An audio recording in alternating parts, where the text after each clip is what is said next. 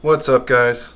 I've already done a video review of this specific G-Shock Mudman, but I got another one in a different coloration, so I wanted to do another video review. It's essentially going to be the same exact one, but just of a different watch, so consider this an updated review as well. The only main difference between these two is that obviously the color, but this model is the, let me check real quick, the G9000 MS, and this is just the G9000. But going on to the review, let's start off with a quick 360. As you can see, there is the mascot.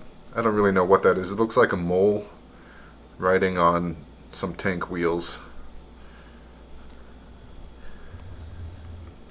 And just a random interjection, the knife that I like to pair with this specific watch is my SOG Trident Elite. They just look really good together. I think it's because of these metal inlays right here, if you can see. I think you'll agree that the Trident Elite and the Mudman make a fantastic pair. But going on to the talking points, starting off with price. This Mudman cost me on Amazon about $67 before taxes. After taxes, you're looking at about $74. I wouldn't say the cheapest watch, but definitely affordable for most people. Next item is this a tactical, schmactical, dressy, or casual watch? I'm going to call it tactical and casual. Next item is the functions. So here's your mode button right here. You've got stopwatch 1, stopwatch 2, timer, alarm, world time, and back to main time. Stopwatch 1 and 2 are pretty cool, the fact that you've got two separate stopwatches, and that's where I classify this watch as a tactical watch. Here's your start and stop button. I really like how it looks when the stopwatch is going. It's nothing special, but just that little thing right there, I think it makes it look kind of cool.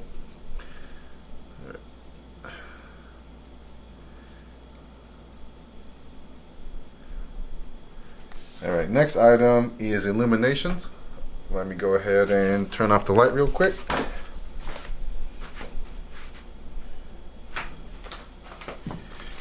So your backlight button is right here in the center. It's having a hard time focusing. Alright, there you go. There is your backlight. And just for reference, here's what it looks like on the negative display. So you've got a much brighter backlight in comparison. What I really like is how it lights up the light, or the words here too. Also, nothing to do with functionality, it's just a little touch that Casio did that I think looks really nice.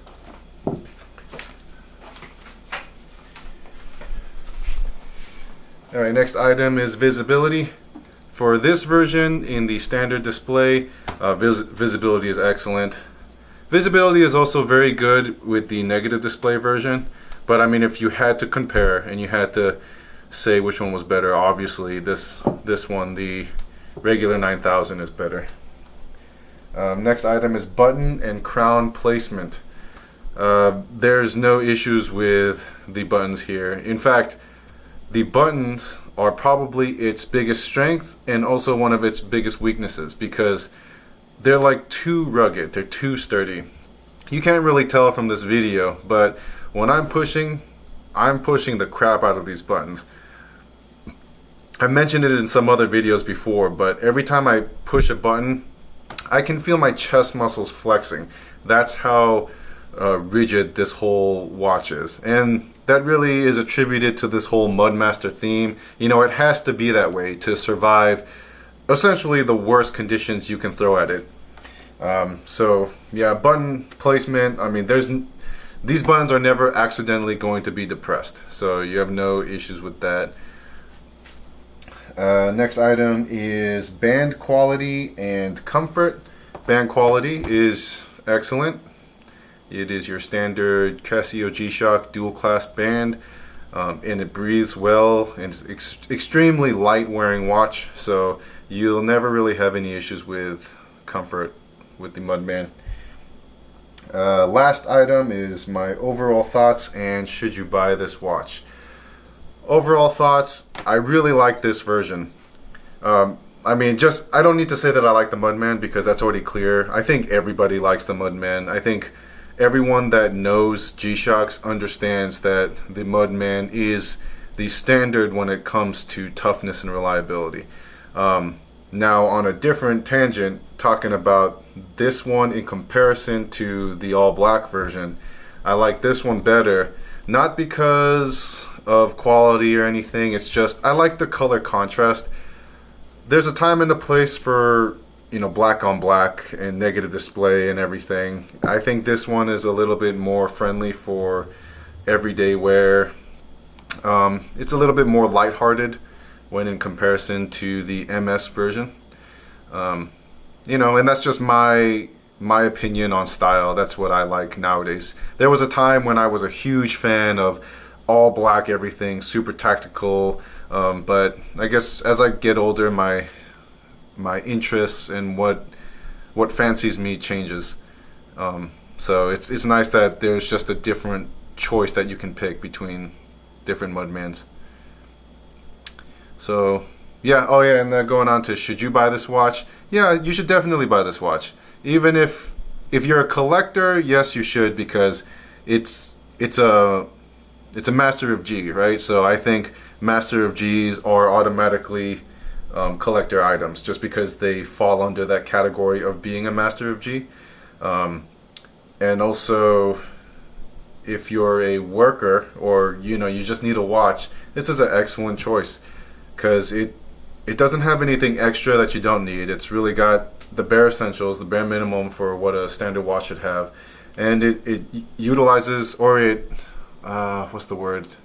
It provides those functions great. You know, there's really no issues with it. It's a simple, easy watch to use. I would say the only thing that they could do a better job of is making this solar powered. I know that they do make Mudmans that are solar powered, but they're not the 9000 models. They're a totally different model. You know, they look like this, and this is a fantastic G-Shock, but sometimes some people just want this one, the original Mudman. I know for me, I like the original Mudman more than these newer models.